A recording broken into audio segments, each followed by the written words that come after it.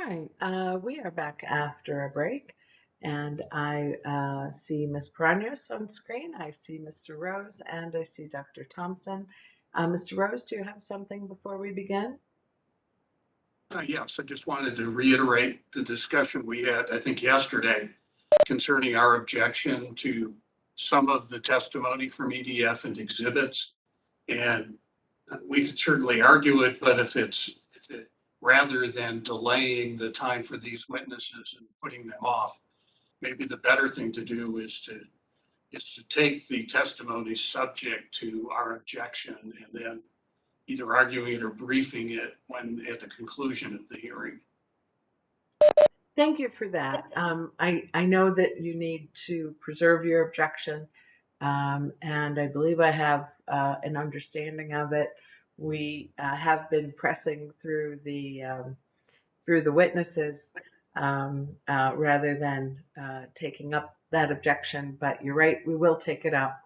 And in the meantime, I'd like to hear Dr. Thompson's testimony. So thank you, Mr. Rose. Thank you, hearing officer. And one more thing before we begin with Dr. Thompson, I did reach out to Professor Pisiniak to ask if it would be a good time for Joseph Hernandez to testify after Dr. Thompson, and he agreed that it would be. So let's plan on that. Dr. Thompson, I believe it's standard spelling on your first and last name. If you would please raise your right hand. Do you swear or affirm to tell the truth? I do. Thank you. And Ms. Paranos, remember to refresh our memory on the exhibits that she'll be referring to. Absolutely, Madam Hearing Officer. Ms. Thompson, we just went through this, but quickly, just can you state your name, please? My name is Tammy Thompson. And where are you employed? I am Senior Air Quality Scientist at the Environmental Defense Fund. And what is your educational background? I have a Bachelor of Science and a PhD in Chemical Engineering, and my focus and thus my expertise is in atmospheric chemistry and physics and air quality modeling.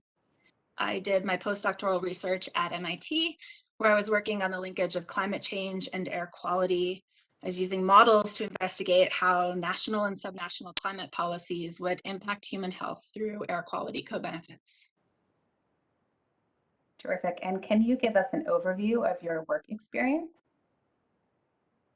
Sure. After my postdoc, I worked as a research scientist at Colorado State University, where I investigated how emissions from oil and gas production in the US would impact the national park system. I also worked as a scientific consultant where I modeled national human health impacts from oil and gas production emissions and how national methane standards would change those human health impacts. I have since worked as an American Association for the Advancement of Science Policy Fellow in EPA's Office of Policy, where I was evaluating the use of air quality modeling and cost-benefit analysis, of which human health is a key part. And my job at EDF is to guide decision-making based on the science of atmospheric chemistry and physics and air quality modeling and human health impacts. My expertise focuses on using modeling tools and input data to estimate ambient concentrations of air pollution species.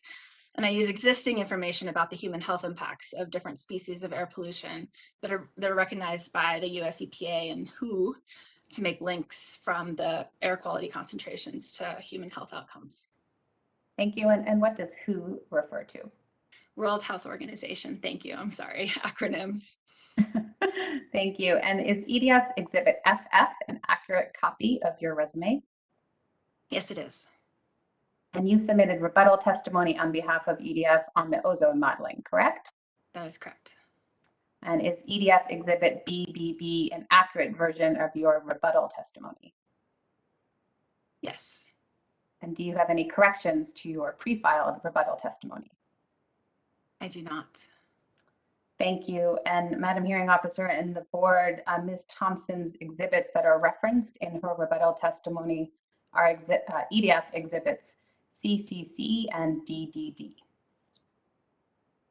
Ms. Thompson, can you please summarize the opinions in your testimony related to the New Mexico Ozone Attainment Initiative Photochemical Modeling Study, draft final air quality technical support document.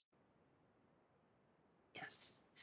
So the department's modeling demonstrates the need for and the benefits of VOC reductions, even in areas stated as NOx limited, because of the dynamic nature of NOx and VOC sensitivity. I disagree with NMOGA and IPAN that reducing VOC emissions will not reduce the formation of ground level ozone. It will. Second, the department's modeling consistently demonstrates a large contribution from oil and gas operations, especially during days and in locations of high ozone levels. The department's modeling shows that oil and gas operations within New Mexico are the largest in-state contributor by sector to a number of high ozone days and monitors in danger of being designated non-attainment.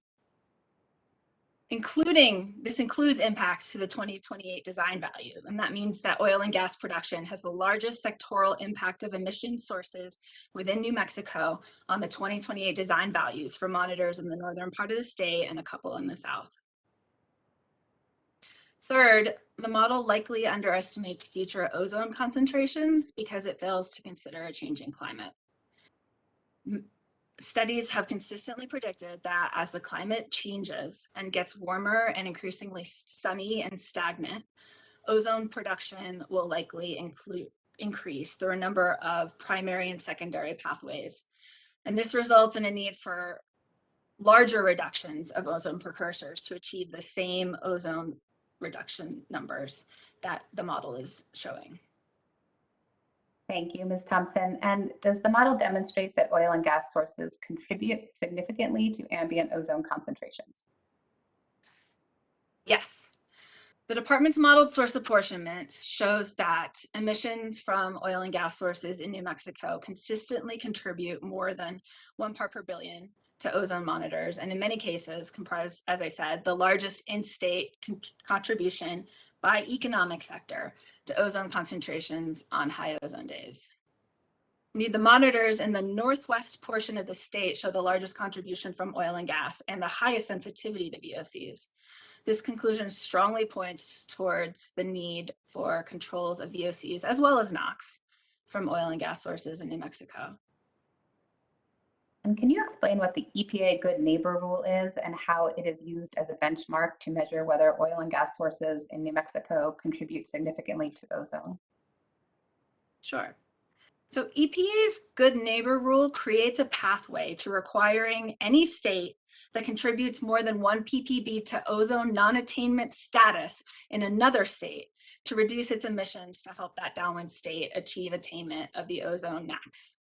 So I'm not saying that this rule is applicable here because we are talking about an in-state source impacting in-state attainment, but what the rule does is it provides a benchmark for what the EPA considers a significant contribution to ozone at a monitor of interest. So if the oil and gas production sector were treated like a state, and if New Mexico becomes non-attainment, then the emissions from this sector alone would have a large enough contribution to high ozone at some in-state monitors in the Northwest, and I believe 2 in the South, to trigger the Good Neighbor Rule. So it's again, just a benchmark to establish what significant is according to the EPA. Oil and gas production emissions contribute more on average on the 10 highest ozone days at some monitors than the 1 ppb threshold required to trigger the Good Neighbor Rule. And as I mentioned also, that the oil and gas impacts the 2028 design value, also triggering the impact of oil and gas on the 2028 design value would also trigger the Good Neighbor Rule. Again, this applies only to out-of-state sources, but it is a benchmark. Great. And can you explain what an ozone climate penalty is and whether or not the NMED model accounts for this? So an ozone climate penalty means that as the climate changes and gets warmer and increasingly sunny and stagnant, ozone production will likely increase, all else staying the same.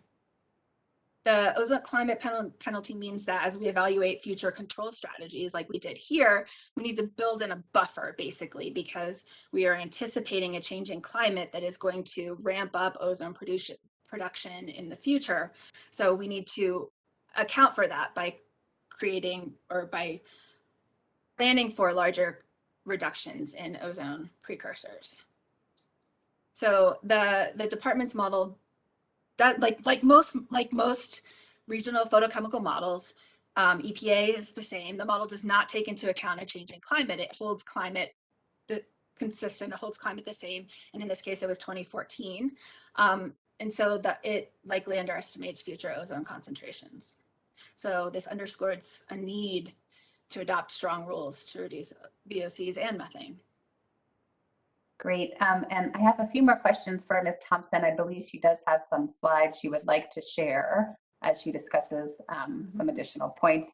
Could, Madam Hearing Officer, can you make sure she has the ability to share her screen? Yeah, so.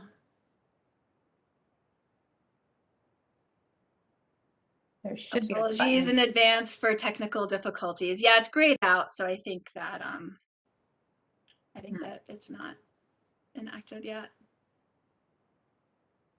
It just takes a moment. Yeah, no worries. There we go. Okay, let's make sure.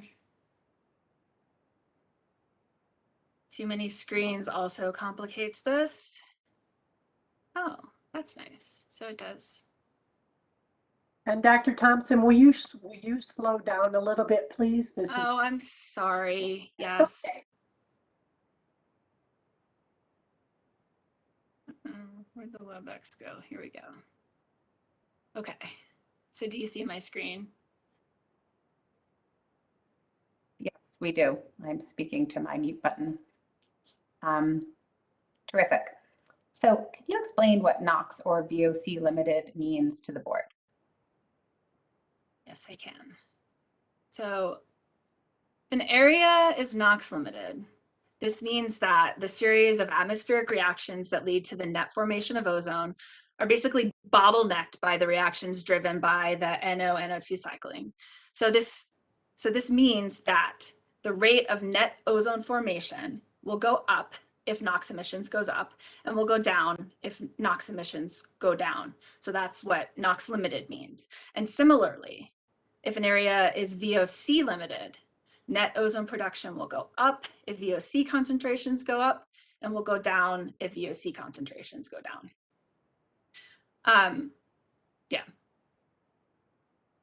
Terrific. And does the model show that certain parts of the state of New Mexico are NOx limited? Yes, it does. But it also shows that some areas of the state are VOC limited on some days. And does the fact that certain parts of the state are NOx limited lead to the conclusion that VOC reductions will not help reduce ozone concentrations? No. No, so NOx VOC sensitivity is not a black and white issue. Ozone formation that is limited by the concentration of any species, it occurs on a continuum, with the NOx limited being on one end and VOC limited on the other. And this is how it's displayed in the modeling as well. So most of the ozone produced in New Mexico is produced under both NOx limited and VOC limited conditions. And very rarely are the areas we are most concerned about so far out on the spectrum that reductions of either VOC or NOx will not have an impact on ozone formation. So, you know, we are most interested in areas of high ozone concentration, right? And these are, and especially the high ozone concentrations that overlap with the oil and gas regions. So when we're presenting the entire state, like the state of New Mexico being NOx limited on average, that's not really what we want to know about. Really, we want to know about what the areas that we are most concerned about and the areas that overlap with oil and gas, what those look like. And so the modeling that the department did show that basically on high ozone days, the areas with the highest ozone are often co-located with the highest VOC sensitivity. So as ozone goes up, and as anthropogenic emissions in New Mexico go up, especially in the northwest part of the state, VOC sensitivity goes up. And I've pulled some screenshots from the from Exhibit 17, and these are this is from pages 158 to 184, so you can follow along. But just as a reminder, very quickly, this is a map of the NOx and VOC emissions as they were modeled for these results. And so I just wanted to step through. There's a lot more maps on these pages, and there's a lot of information, and it's actually really cool, and we can talk about it as much as you guys want to, but I wanted to show this because, so this is a single day, and what you see on the left, the darker the blue, the higher the contribution of in-state emissions to locally produced ozone. So that is ozone that was produced in the state of New Mexico from emissions from the state of New Mexico. And on the right is the NOx VOC sensitivity of that locally produced ozone only, which is pretty cool, right? So you can see, and this is, obviously like, this is a case for the San Juan region where locally produced ozone, where we see the highest locally produced ozone at 6.8 parts per billion, and it is more VOC sensitive than it is NOx sensitive. So it's 45% NOx sensitive, which means it's 55% VOC sensitive. So 55% in that like maximum spot of the ozone produced locally from local emissions was VOC sensitive. So there's like I said, there's a continuum, and especially in the Northwest, that VOC sensitivity tends to increase with ozone.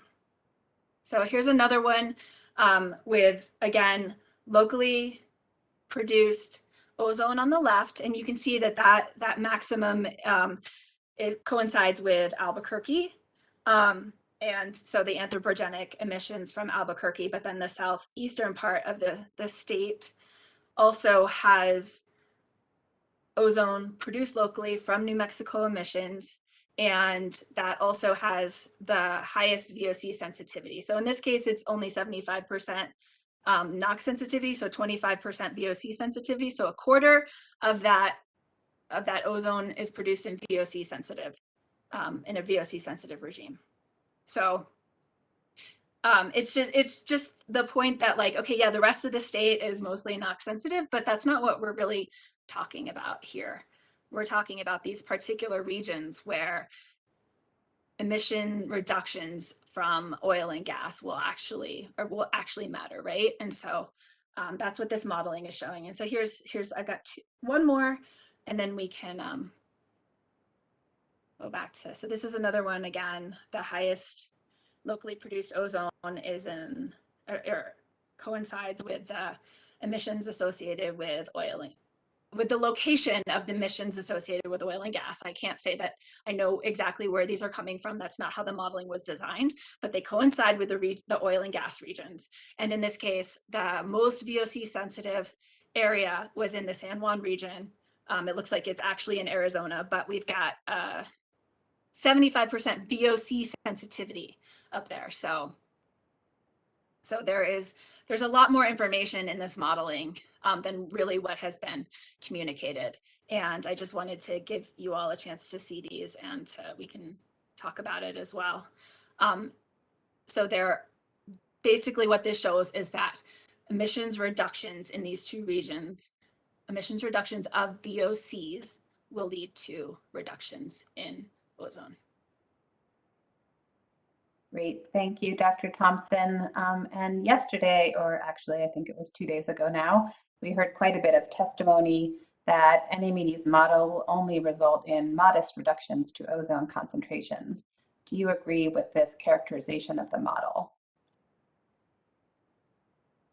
No, I think calling the reductions modest is a subjective statement. It's all relative. In reality, the model benefits of the proposed controls are larger than many sectoral control strategies implemented by states to control ozone. So, for example, when I was a grad student in Texas, our research group modeled the ozone design value benefits of the Houston inspection and maintenance plan for vehicles. And the plan was considered quite costly, I'm sure you can imagine. And the modeling showed less than a 1 part per billion benefit to the design value at area monitors. But the technology was there, the benefits were demonstrated, and it was the right thing to do for health of Houstonians. So, so it was enacted. So yeah, it's a relative statement. Great. Thank you so much, Dr. Thompson. I have no further questions for her at this moment. Thank you, Ms. Granios and Dr. Thompson. If you would, Dr. Thompson, stop sharing your screen briefly so that I can see that Yes. council Oh is boy. joining us. Oh boy. There we go. All right. So council, in the event you have questions, please join us. I saw Mr. Bach first and Mr. Heiser second. Mr. Bach. Thank you, Madam Hearing Officer. I just had a couple clarifying questions. Dr. Thompson, my name is David Bach. I represent the 9 groups that are collectively called Clean Air Advocates. Thank you for your testimony. You mentioned that this idea of being an area being NOx limited or VOC limited isn't a black and white issue, I think is what you said. I had a particular scenario I wanted to ask about. So if you suppose you had an area that's normally NOx limited, but you have an influx of NOx pollution due to a wildfire. In that situation, would you expect that the area might be more VOC limited, at least until the NOx plume dissipated? Actually, one of the NOx VOC maps that was provided by the report showed well, it was dominated by a wildfire in Arizona, and you can see the plume on the sensitivity maps. It does stand out. It is less NOx sensitive than the rest of the state on that day. It's about 65 to 70% NOx limited. So yes, it's lower than the rest of the state, but not as low as the more anthropogenic plumes. For example, the Four Corner anthropogenic plumes. On that day, I think we're closer to 45% NOx sensitive. Wildfires do release VOCs as well, but yes, in this case, it clearly demonstrated a knockdown, I guess, a reduction in NOx sensitivity that would therefore ramp up the importance of VOCs due to wildfires.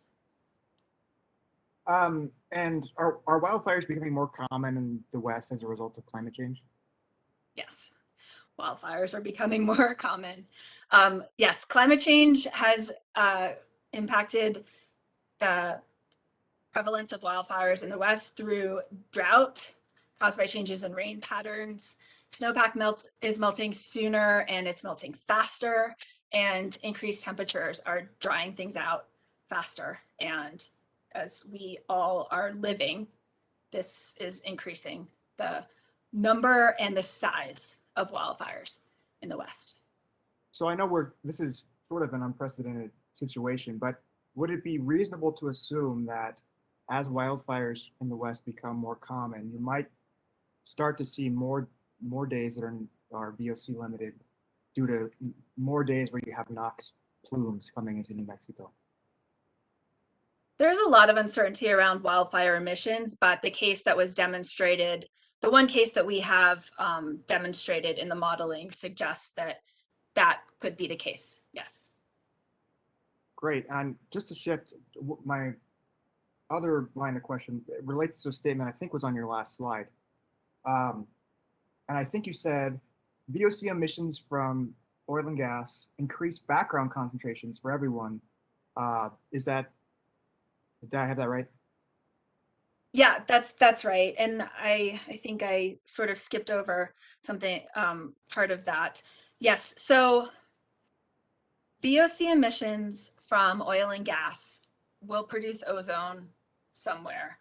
As we've demonstrated, some of it is going to be local and it's going to influence New Mexico and New Mexico monitors and New Mexico humans. And some of it will be downwind of that. So we know that like if we're going to talk about methane, methane has an atmospheric lifetime of about 10 years. We know this. In areas that have NOx emissions, methane will lead to, eventually its destruction mechanism leads to a net increase in background ozone. And actually modeling has demonstrated that total anthropogenic methane emissions from humans have increased global background ozone by about 5 part per billion, give or take. And so increasing VOCs, methane is very similar. It has a shorter lifetime. And so it's not going to last, it's not going to last in the atmosphere for 10 years. It's more like a couple of months, but with the right background conditions, again, NOx availability, where you can find a lot of that, just pass over a freeway, the ethane will react and increase and lead to ozone formation. So as we've demonstrated, a lot of that will happen locally in New Mexico, but if it doesn't, it's going to go downwind and increase ozone for somebody else and eventually for all of us through this background contribution. That's really helpful. And so I think what I heard you say is that methane and ethane, while they may not be considered VOCs and are not as reactive in the short term, they can eventually be expected to contribute to background levels of ozone. Do I have that right? That's right. Okay. And my last question was that I think you mentioned this already as well, but I wanted to make sure I had it clear that when the reaction takes place between VOCs and NOx, the rate of reaction is temperature dependent. Is that correct? So the mechanism of temperature to ozone increase is mostly through indirect, is a mostly indirect pathway. One example of a direct pathway is that it increases it's a reservoir, PAN, which stands for something that I can't remember off the top of my head, but it's a chemical species that serves as a reservoir for NOx, and increasing temperature causes that reservoir to become less stable, and it will actually release NOx back into the atmosphere for ozone production. So that's one direct mechanism of temperature. More often it's indirect through increases through ramping up emissions from trees or ramping up emissions from people using more electricity. The more direct mechanism is the stagnation of it. So we know like weather is becoming more extreme, and so we'll have more big storms, but we'll also have more high pressure systems where the system will just sit over an area and you get stagnation and wind. There's not a lot of ventilation, wind movement. You get a lot of sun, and ozone production is driven by photochemistry. So you need that sunlight to kick off the series of reactions that cause ozone. Ozone doesn't form at night, for example, and actually smoke will decrease ozone formation through decreasing sunlight. But, so there's a lot of indirect and direct pathways, but overall, yes. So temperature increases lead to increases in ozone. I really appreciate that. And I think that certainly seems like this is an incredibly complicated, ozone formation is incredibly complicated. So we have to be aware of that. But so in general, due to the changes in weather patterns, the more stagnant situations, et cetera, climate change is expected to increase ozone levels overall. That's right. The modeling has demonstrated that repeatedly, and just each time digs into all of these different cool mechanisms through which that happens. No further questions. I really appreciate the call. Thank you so much. Thank you, Mr. Bach. Mr. Heiser. Thank you, Madam Hearing Officer. Dr. Thompson, my name is Eric Heiser. I represent the New Mexico Oil and Gas Association's proceeding. Thank you very much for your testimony, and it's always delightful to hear explanations of atmospheric chemistry and its complexities. I guess the first question is that you were arguing that the fact that there may be some NOx limitations that apply throughout much of the state or even in the areas where oil and gas is limited suggests that there shouldn't be any VOC, or doesn't mean that we shouldn't also regulate VOCs. Is anybody here arguing in this proceeding that there should be no regulation of VOCs? No, I don't believe so. Okay. And in the slides that you presented where you were showing the pictures of the state and the multi Ralph Morris spoke to, you found, I think it was 3 different days, did you not, where the shift was somewhat from the NOx limited side to a little bit more VOC sensitive? That's right. They didn't provide all of the days that they modeled. They provided a number of what they thought. I honestly don't know how they picked the days, but they looked at mostly at the higher ozone days. The fire was an interesting one, obviously, because you could see the fire plume. And so yes, I can bring up the document and we can go through the 1 or 2 days that were not shown, but yes. But it was a couple of days. But do you agree with Mr. Morris's testimony that it appears based on the information presented in the modeling and the technical support document that for the majority of time, even the oil and gas producing regions tend to skew more on the NOx limited side? Above 50%. Yes. From what I mean, it's like, yeah, so yes. Yes, so that means that half of the VOCs that are emitted will kick into ozone formation.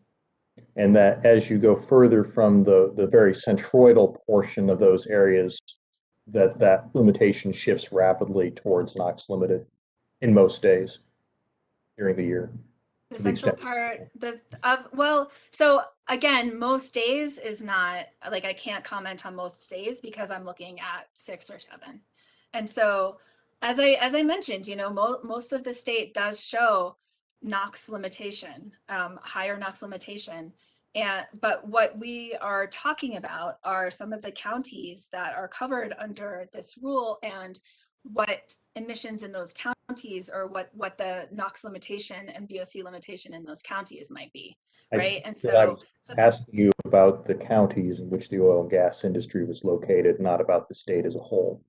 right, okay. And so again, the northwest part of the state tends to be more VOC limited than the southeast part of the state. That one ramps up as VOC limited less often. And by more VOC limited, you're speaking mostly in a relative sense here, correct? That's correct, yes. Okay.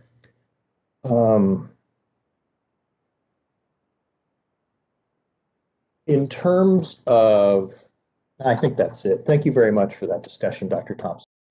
Appreciate it. All right, thank you. I don't see any other council or party representatives on screen. So I'm going to turn to the board members for their questions. While I'm doing that, in the event you are an attendee rather than a panelist, please reach out through the chat with any questions you might have. Madam Chair, do you have questions of Dr. Thompson? She may have stepped No away. questions for me. Oh, okay. Thank you, Madam Chair. Vice Chair Trujillo Davis. I do not have any questions of Ms. Thompson, but I did want a clarification, I think, from Ms. Katz. Ms. Thompson had referenced the good neighbor rule, and we recently, I think, certified that to go to the EPA, but from what I remember of that, the only monitor that was of concern was the one in Denver. So could you just clarify that for the board since we recently went through that issue? Member Trujillo Davis, I might have to ask my colleague, Mr. Knight, to speak to that. I don't know if he's available at the moment, but I did not, I was not the counsel assigned to that proceeding. It's like his camera may not be working. There he is. Good morning. Madam Hearing Officer, members of the board, Member Trujillo Davis. Yes, that is correct. I think is my answer. Thank you, Mr. So- Knight. Vice Chair Trujillo Davis, do you have questions of Dr. Thompson? No, I have no questions of Dr. Thompson. Thank you. All right, thank you. Thank you, Mr. Knight, for leaping in. Let's see. Member Cates? No questions here, thank you. Thank you. Member Bitzer may have stepped away. Member Duvall? No, thank you for your testimony, Dr. Thompson. I do think it's interesting, the line of, this is just a comment, like the line of questioning and actually I do have a question. Sorry. Can you speak to like why is it important to delineate which of the limiting factors? Because clearly NOx and VOCs are interactive in producing ozone. And so can you speak to why that is important to understand the limiting factors as opposed to the total emissions, like the total bulk emissions of both, which are going to lead to the overall increase in ozone? I mean, it speaks to more bang for your buck. Like either way, you're getting benefits. And the one thing about ozone that I meant to, or I'm sorry, about VOCs that I meant to mention is that there's no disbenefit to reducing VOCs. NOx has NOx can have a disbenefit in which if you have a ton of excess NOx, it will actually go back and react with some of that ozone and artificially reduce it locally. Where when you start to skim off that excess NOx, you can ramp up ozone. And we saw this in COVID, where some areas, when car traffic went down, ozone went up in some areas. And so I mean, not to say that we shouldn't just keep cutting NOx, because that's what we should do. But basically my point is there's no disbenefit to cutting ozone. I'm sorry, VOCs. There's no disbenefit to cutting VOCs. And it's just a bang for your buck kind of thing. Okay.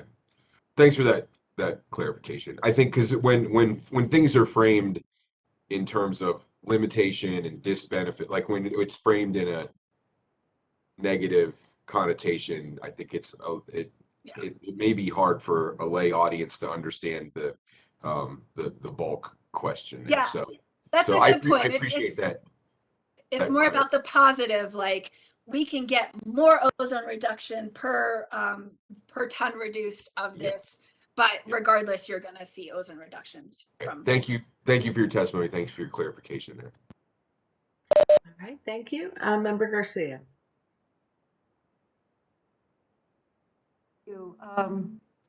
Thank you, Dr. Thompson, for your testimony. One question I'd like to ask, and I'm not sure if you can answer this, but one of the things that the industry is concerned about is the economic hit on the industry by this rule, and that in their contention is that you're only going to see a moderate reduction in ozone. So why penalize the industry so much when you're only going to get a moderate minimal reduction in ozone? And certainly it's something that the board has to consider, as you say, bang for your buck. So in looking at when we consider climate change and we talk about the increase in temperature of the ocean by 1 degree or 2 degrees, it makes a tremendous difference biologically, meteorologically. It makes a huge difference, just 1 degree increase in the ocean. I'm wondering if there's anything similar happening with a small reduction in ozone formation. You mentioned your experience in Houston. It reduced ozone formation by a small amount, but for some reason it was worth it. Could you speak to that a little bit, please? That's right. It doesn't take much of a change in ozone concentration to lead to human health benefits. So we know that humans react poorly to ozone. It's a very strong oxidant, which means it gets into your lungs and reacts, like irritates your lung tissue. And it doesn't take much for the models to demonstrate a health benefit to kids' asthma and hospitalizations. And so a lot of the modeling will do that. And actually, we had I did modeling on that, and I wish I could remember, you know, I don't want to speculate. I don't want to speculate about exact relationships, but it doesn't take much to see improvements in children health through reductions in asthma due to small reductions in ozone. And ozone, and speaking to climate, ozone itself is a pretty strong greenhouse gas. And so reductions in methane, obviously we know will have a strong impact. Will help climate efforts, but the resulting ozone also will help climate effort.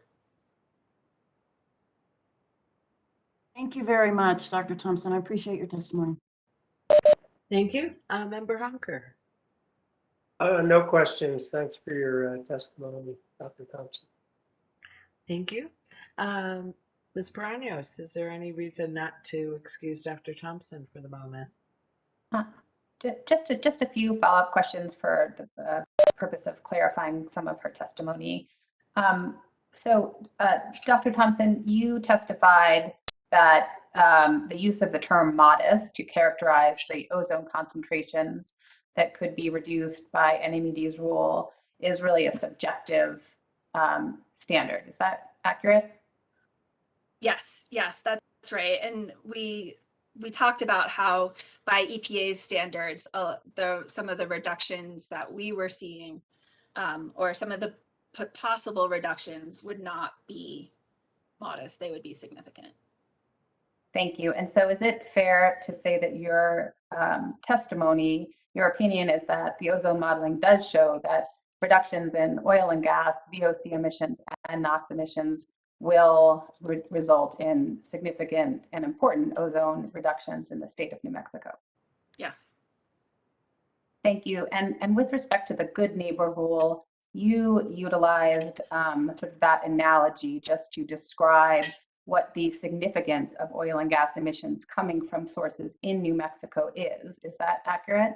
That's right. Again, it's just to set a benchmark. It is not applicable here. So New Mexico emissions may be applicable to Denver monitors through the Good Neighbor rule, but that's a completely different issue. We're talking about just how to think about how significant or, you know, not modest, basically, these emissions are. Thank you so much, Dr. Thompson. No further questions. All right, thank you very much, Ms. Paranos and Dr. Thompson. If there's no reason not to excuse Dr. Thompson for the moment, we'll do that. Thank you very much. We are going to move then to Joseph Hernandez. Mr. Johnson, I believe you are going to be presenting Mr. Hernandez. Yes, thank you, Madam Hearing Officer. Before I do that, Madam Hearing Officer, I'd like to just raise one preliminary matter, if I may. Yes. So thank you, Madam Hearing Officer. On Tuesday afternoon, my co-counsel, Daniel Janes, he had moved to admit Center for Civic Policy and the NAVA Education Projects Exhibits 1 through 5, as well as Exhibit 8 into the record. And at that time, it was noted that IPAM had objected to brief sections of 2 of our exhibits due to relevance related to methane emission comments. And I know we've tabled that discussion for a later date. However, I believe that we are unsure as to the status of the admission of our exhibits. All right, so we are continuing to table it. Mr. Rose preserved his objection a little bit ago. I think when Dr. Thompson was introduced. What I'd like to do is hear all of Mr. Hernandez's testimony and make whatever reference you'd like to make to the exhibits. And we're going to have that discussion later. Okay. Thank you, Madam Hearing Officer. All right. Thank you, Mr. Hernandez. I believe it's standard spelling on your first and last name. Would you raise your right hand, please? Do you swear or affirm to tell the truth? I do. Thank you. Your voice is a little quiet, so I'm going to ask you to sit closer to the microphone or speak up.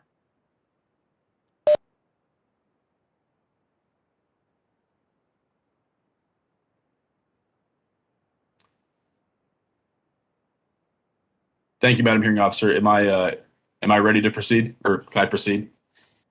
Yes. Let's just make sure Thank you. Mr. Hernandez's voice is clearly heard. Madam Hearing Officer, is this okay? That's better. Thank you. Good morning, Mr. Hernandez. Can you please state your full name for the record? Good morning. My name is Joseph Hernandez, spelled Joseph, Hernandez, spelled Hernandez.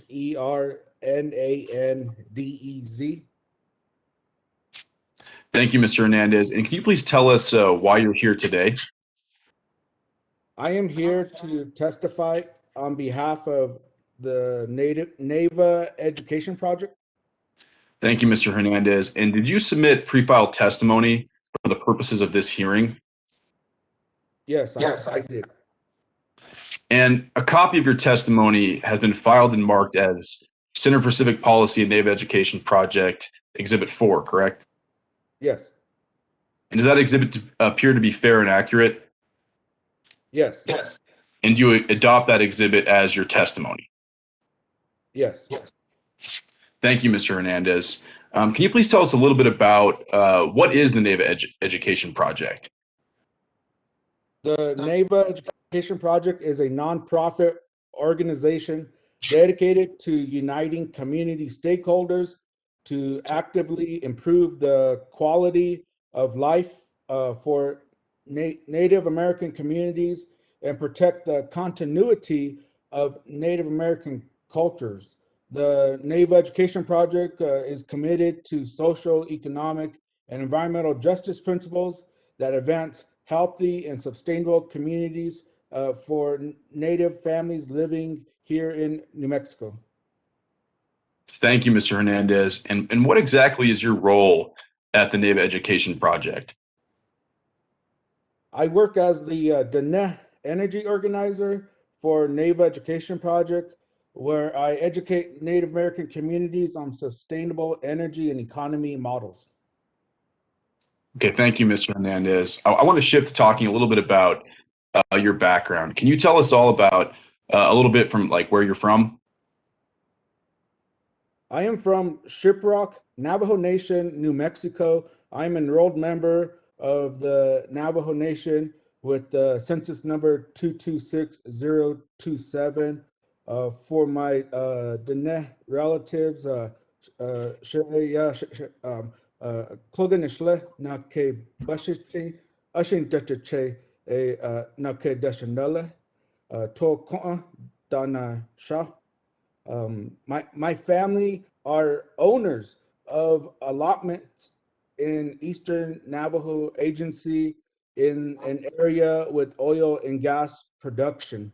I am an heir to this allotment, which is located 11 miles east of Chaco Canyon, near the community of Nagizi. Thank you, Mr. Hernandez. Have you held any positions in your community? Yes, it's important to know that my hometown, Shiprock, is part of the Northern Navajo Agency. The agency is subdivided into 19 local governments called chapter houses. I am a member of Gadiaha Tokoa Chapter House. I participate monthly in our regularly held virtual chapter meetings. I previously served as the president of the Community Land Use Planning Committee at my chapter house. I also currently volunteer as a vice president on the Navajo Nation Head Start Parent Policy Council, an elected position by the parents of Shiprock Center 1 and 2. Thank you, Mr. Hernandez. Can you tell us a bit about your education? Yes, I graduated from Shiprock High School in May 2006.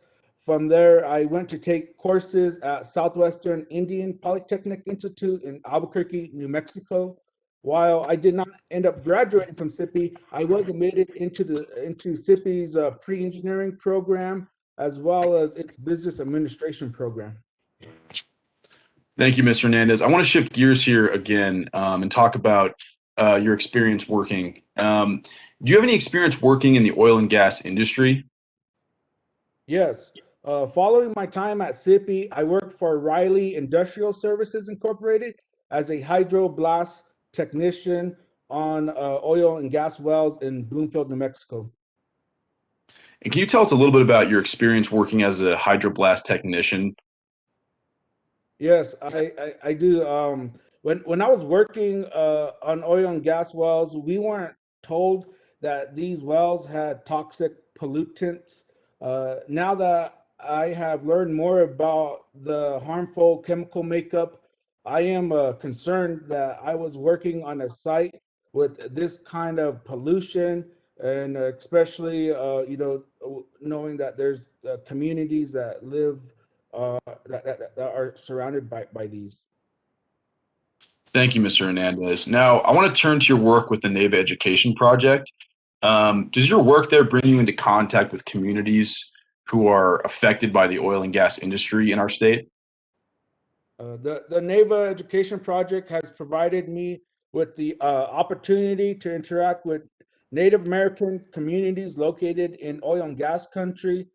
As a NAVA Education Project energy organizer, I have worked directly with these communities, and I am all too familiar with the daily challenges they face stemming from environmental justice issues. Thank you, Mr. Hernandez. And do you have any concerns about the exposure of Native communities that you work with in your role at NAVA, with the NAVA Education Project, to harmful pollution from oil and gas sites? Yes, certainly.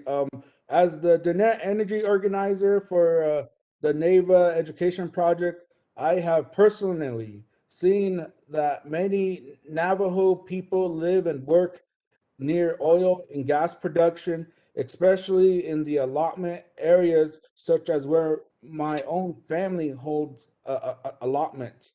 When visiting these areas, I have personally breathed in air thick with the taste of emissions produced by the oil and gas operations. And it's a nasty feeling. You have a tingly sensation. You don't know what's going on. You get headaches. Sometimes you feel confused, and it's no good. And Mr. Hernandez, just to follow up on that a little bit, would you say that's a common experience you have in this area? Yes. Okay, thank you. I want to shift gears one more time and talk about the regulations being discussed here today. Can you tell us if the NAVA Education Project holds a position regarding the promulgated regulations?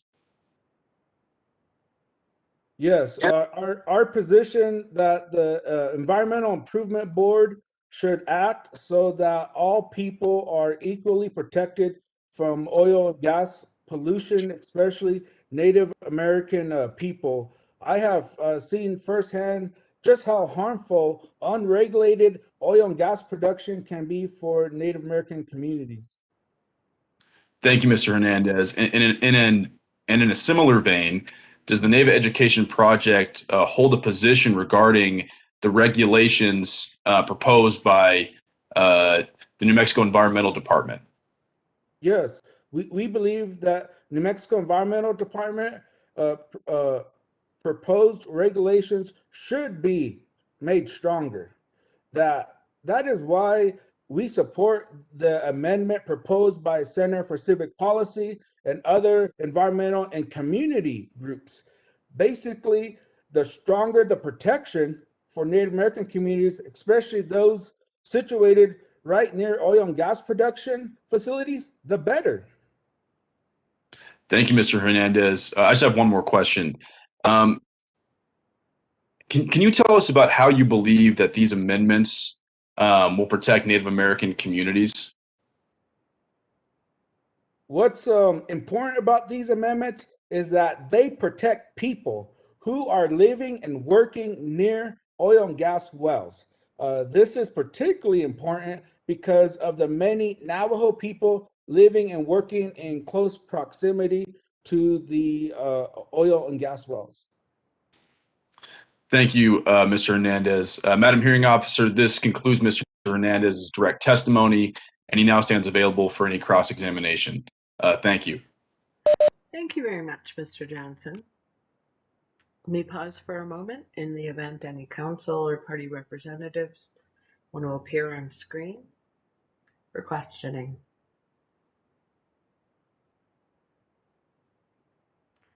All right, at this point then, I will turn to the board for their questions. If you are an attendee on this platform and you have a question of Mr. Hernandez, please reach out through the chat. Madam Chair, do you have questions of Mr. Hernandez? Thank you, Madam Hearing Officer, and thank you, Mr. Hernandez, for your testimony and for the information that you provided to us. I just wanted to clarify, I know it's been thrown out there a 1,000-foot, some 1,000-foot requirement regarding some of the requirements in the proposed rules or in some of the proposals from NAVA and from your organization. Can you elaborate a little bit upon the necessity for that in your perspective? Thank you, Madam Chair. And yes, you know,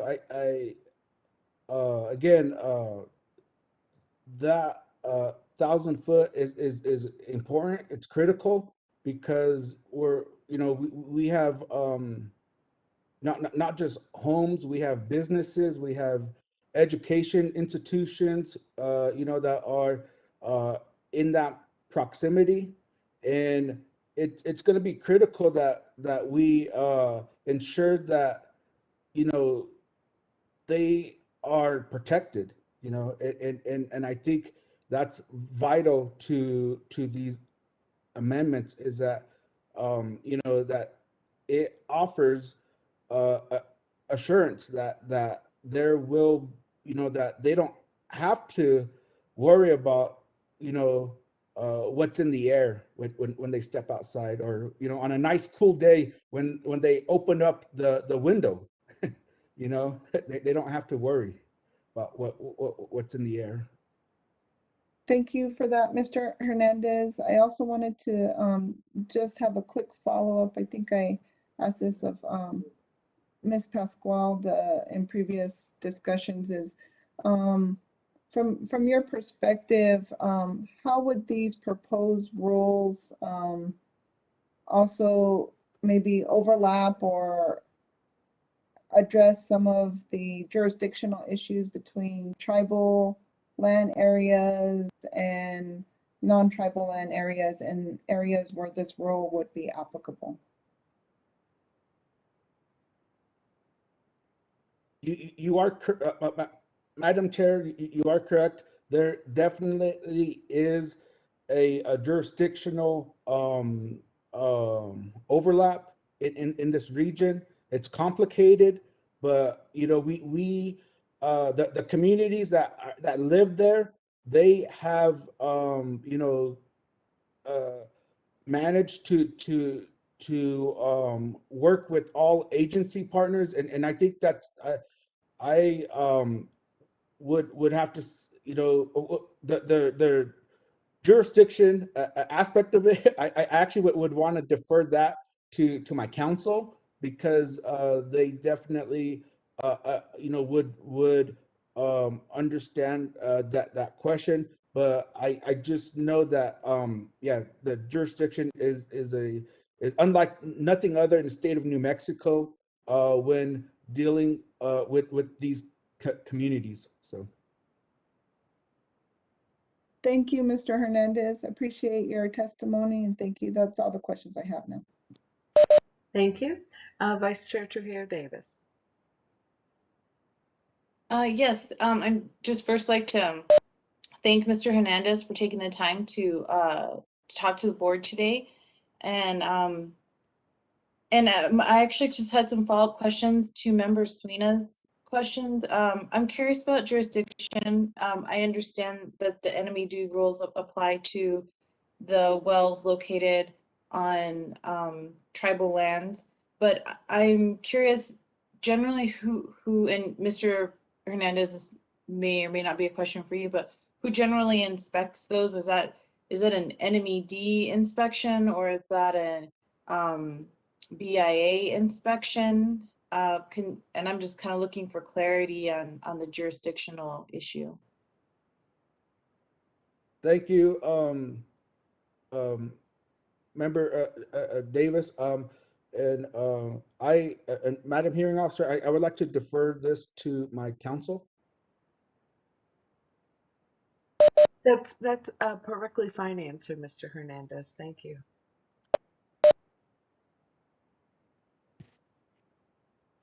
Madam Hearing Officer? In terms of responding to that question, I'm not sure. We really don't know on that point. We'd have to circle back, but to answer that question, we don't know. All right. Thank you. And you needn't, by the way, when a witness defers as to a legal question, it's not something that need to be resolved immediately. I would typically invite the parties to make whatever legal or jurisdictional arguments they have in the post-hearing submittal. I do see Mr. Rose on the screen. Mr. Rose, do you have something to offer? No, just to clarify that these rules do not apply on tribal lands. That's either EPA under the Clean Air Act, or if the tribe has been delegated, treatment as a state would be the tribe under that authority.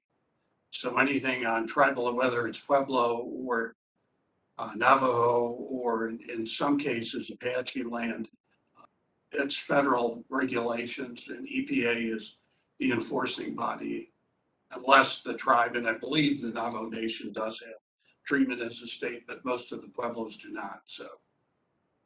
All right. Thank you very much for that. Ms. Katz, would you have anything to add? Just agreeing on behalf of the department that Mr. Rose is correct about that. All right. Thank you. Vice Chair Trujillo Davis, do you have other questions of Mr. Hernandez? No, that answers all my questions. Thank you for everybody who answered. Thank you. Member Cates. Yeah, Mr. Hernandez, thanks for testifying today.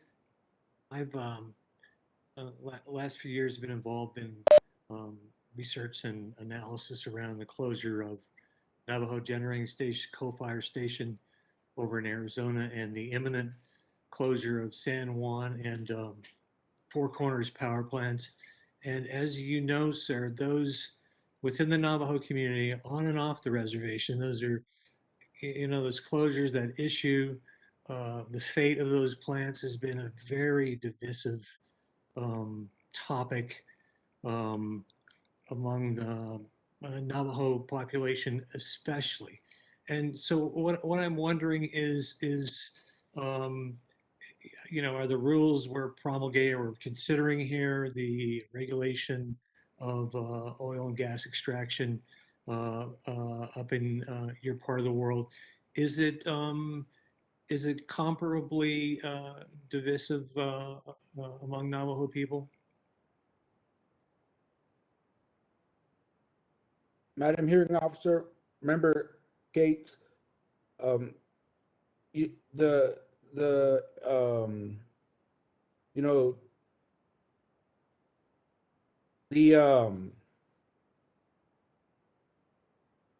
lot of the conversations I have had with community leaders and also community members who do live in this region and here in the region that you mentioned as well, near the power plants, coal burning power plants, they understand that we are transitioning away from fossil fuel.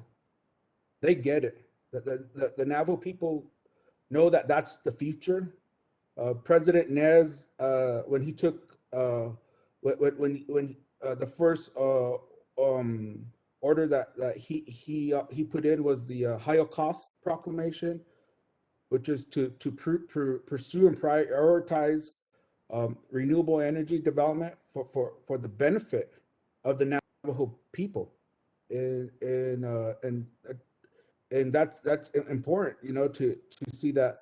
And the community, the impacted community, they know that that this is needed, to improve the quality of health for everyone there. It was mentioned about jurisdiction. Well, air that we breathe in and air that we pray for, it's sacred to us. And the air has no jurisdiction. It's abundant, and our holy people gave it to us to protect. And so I just want to mention that, because there's many people who still today in that near the oil and gas industry still practice our traditional ways. So thank you. Yeah, and then I think Mr. Rose, or I'm not sure I have the name right, one of the attorneys suggested that the rule we're considering doesn't apply to tribal lands, and the implication is it doesn't matter. And so would you, I would imagine that you would probably dispute that assertion.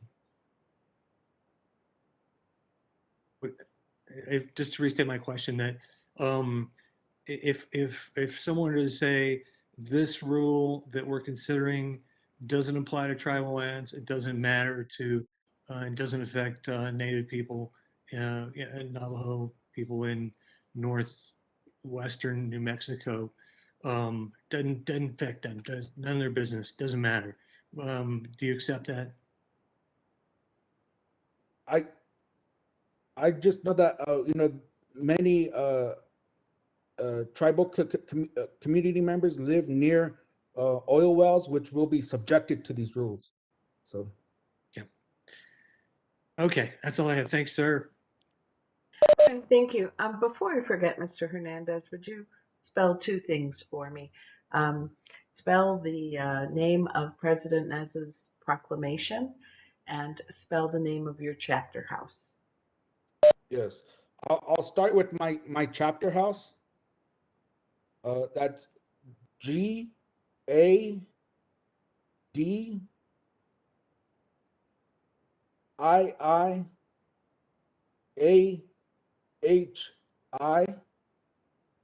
dash TOKOI.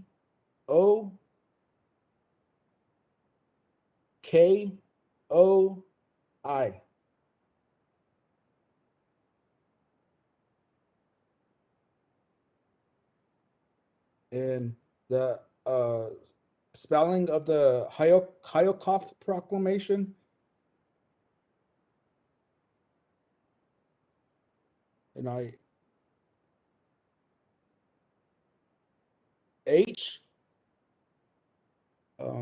there's I want to say like some glottos, and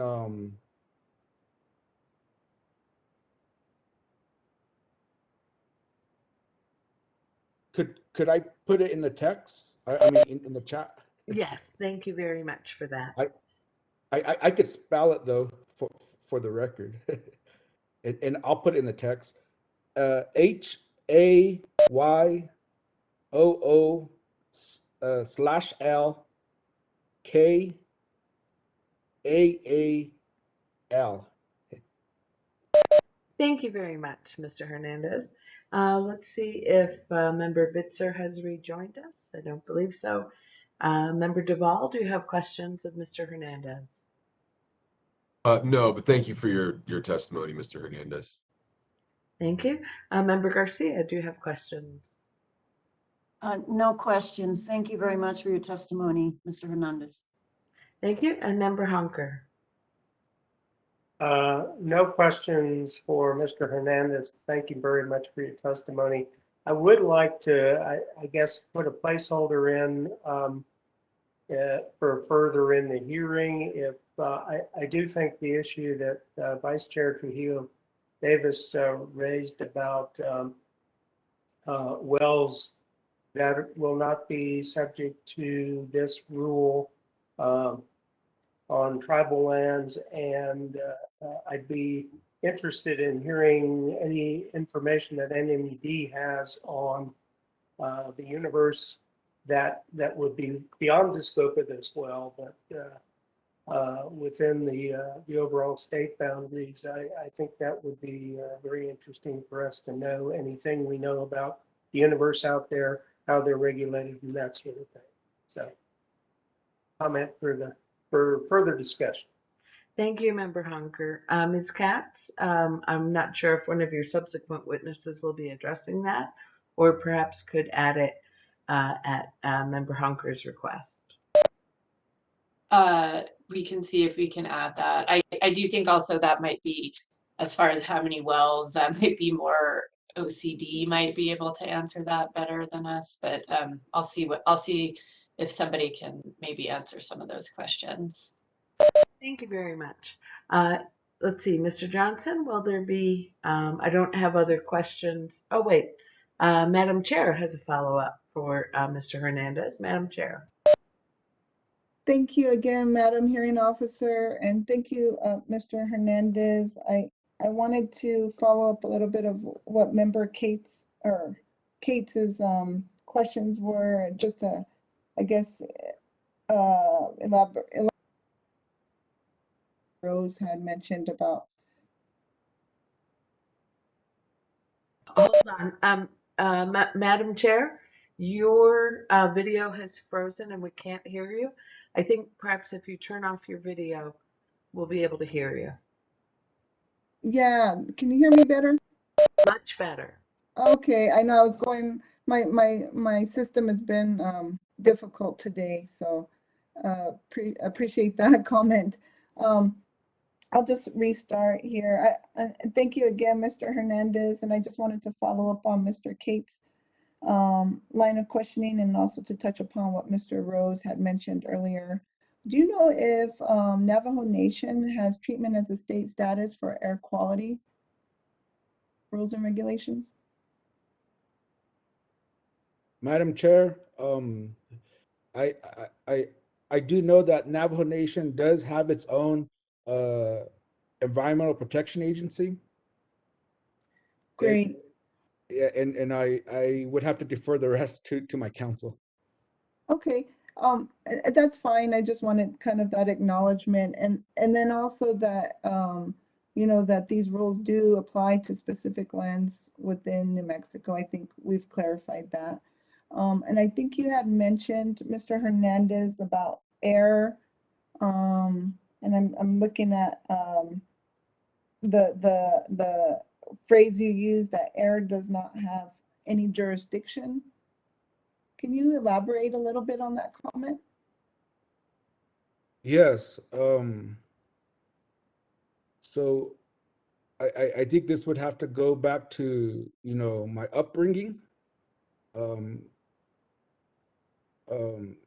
know, we,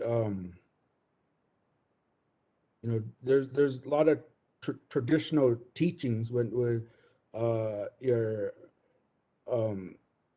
that you know, when you're in ceremony, you know, you hear a lot about our traditional ways of living, you know, because we are you know, are taught that through our creation story, that the holy people who brought us, who created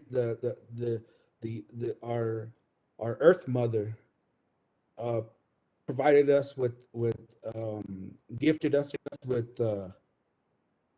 with water and with air and with the land, and that the air doesn't go above out there in the universe. It stays here for a reason, and that's a gift to us as Dene, is that we were gifted the air, and so we have to with we live in a reciprocal way, or we have to honor that gift and protect what was given to us. And so and this is teachings that just come to all of us when we go through ceremony. So and we know that as our Father Sky, who produces the air, and so again, this it's about making a better world, and I think that's what when we say our prayers, we pray for all living things, everyone. Thank you. Thank you, Mr. Hernandez. I appreciate that additional clarification and how you elaborated on that. So given that, I think back to kind of the jurisdictional question is, so with that concept of how you explained your Dene upbringing and your perspective of air, water, and other resources, so I think it goes to say that air doesn't stop at the jurisdictional boundary that is confined by a 3-strand barbed wire. That's correct. Madam Chair, yes.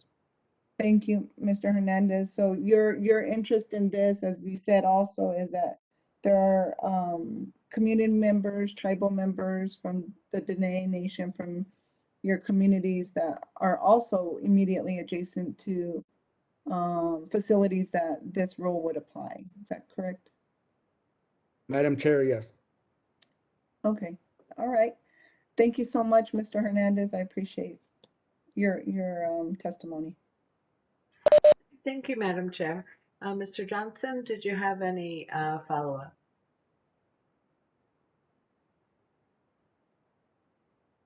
No, Madam Hearing Officer, I have no further questions. Thank you. All right, so thank you very much for your testimony, Mr. Hernandez. We'll excuse you for the time being. Let's see, I had a request from, I think it was Mr. Bach, to talk about the YouTube videos. Let me, I was going to mention this, later. The Cisco WebEx events license is just so different from the meetings license. Let me just say I have managed to record each of our sessions. I have it both on my computer and on a thumb drive that I'll be delivering to Santa Fe for Pam to have in the Public Records Archive. I will say I was a little surprised and have not been able to change this recording setting. I don't think it's possible for me to change this recording setting.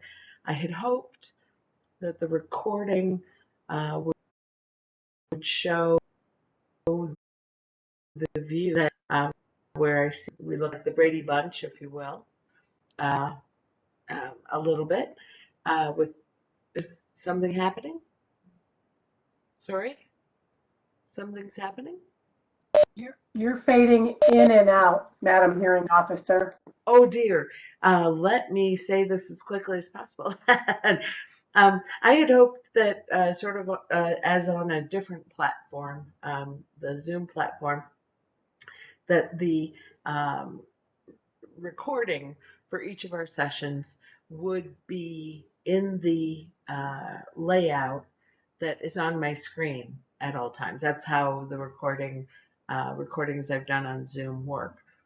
On the WebEx event platform, it does not show all of all of everyone who's on the screen all the time. Instead, it shows the speaker view, I think is what it's called, or stage view. So I have very much appreciated, and I think the parties have appreciated seeing all of the board members on screen 99% of the time. Obviously, we can tell you're engaged and listening. That's been great. Let me say, though, that I've been unable to adjust the setting. That means that the recording only shows stage. So right now, the recording will only show that I'm on the screen, which kind of horrifies me. I'm sorry about that. So yes, I'm happy to try to get the videos onto YouTube. I also have a blog I might be able to work with, but I haven't figured that out yet. And I agree it would be a good thing. So I'll keep working on that. Let's see, it's 10 after 12. Is there any reason not to take a lunch break at this time? Let me mention one more thing about the recordings. Chat is not preserved. Q&A not preserved. Attendee list, panelist lists. It really is just the video of people speaking. That's all it is. Okay. Thanks. Let's return at 1, and we have, I believe it was 5 or 6 public commenters. Thank you all.